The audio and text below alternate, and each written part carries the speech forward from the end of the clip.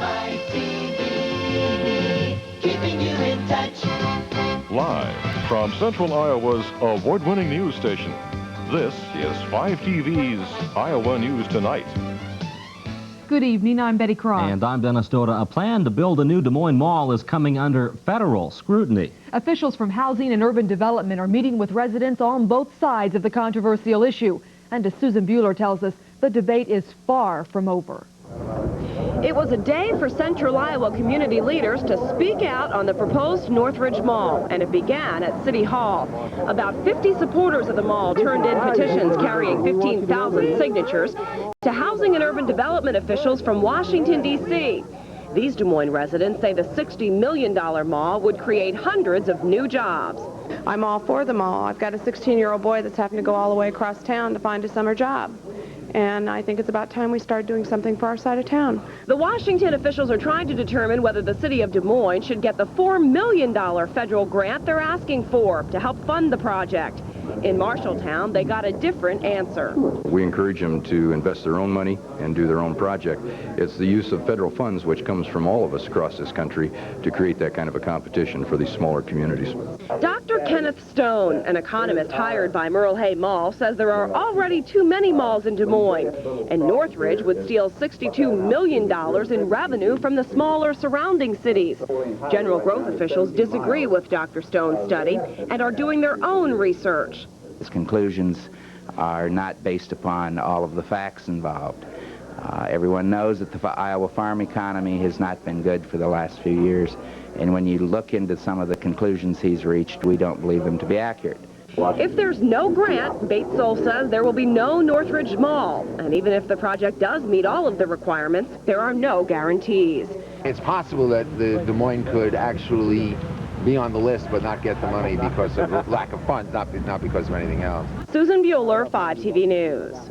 One of Iowa's most notorious unsolved crimes is not a mystery anymore. Today in Houston, Texas, Steve Hadley was ordered to be held without bond. He's accused of embezzling $1 million from a Waterloo credit union. The 40-year-old man was arrested yesterday, 5 years after he allegedly embezzled the money, deserted his family, and started a new life in Texas. Police say they were tipped off to Hadley after he used cash to buy a house and 2 expensive cars.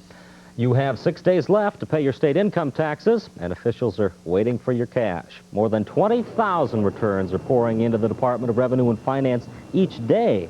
That is slightly ahead of last year, and officials say they've hired 100 extra people to handle the load. Well, during the processing season for individual income tax, we hire over an extra 100 temporary people that are here to help process them as quickly as possible.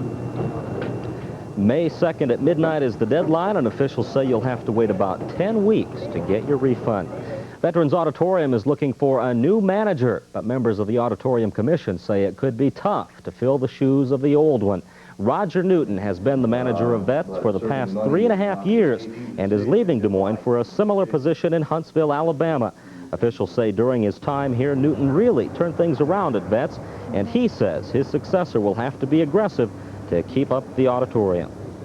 I took a very aggressive stance toward this facility, toward the bookings and the operation, and just made sure that when there was a concert act that passed through the region, that we were on the phone getting that act to the building if we could, and just was trying to, bring all I could to the building. Commission members say a search committee will be set up shortly to find someone to replace Newton, who leaves for Alabama near the end of June. In national news tonight, Michael Dukakis pulls out all the stops in Pennsylvania. The Democratic presidential candidate easily defeated Jesse Jackson in tonight's primary, solidifying his status as the party's frontrunner. The final count gives Dukakis 123 delegates, Jackson 0. As expected, Vice President George Bush handily wrapped up the Republican race. He has no competition. It was 2 years ago today that the Soviets were fighting to contain a nuclear disaster at Chernobyl. 31 people were killed in the accident, and 100,000 had to be evacuated. On today's anniversary, the Soviets announced a new government organization's been formed to handle such emergencies in the future. And here's a new airport study that may give you a little food for thought the next time you fly. The Dallas-Fort Worth Airport in Texas is rated the safest in the nation by airline pilots. It's followed by Chicago's O'Hare and then Hartsfield Atlanta International. On the flip side, Los Angeles International was voted the most dangerous, followed by Washington's National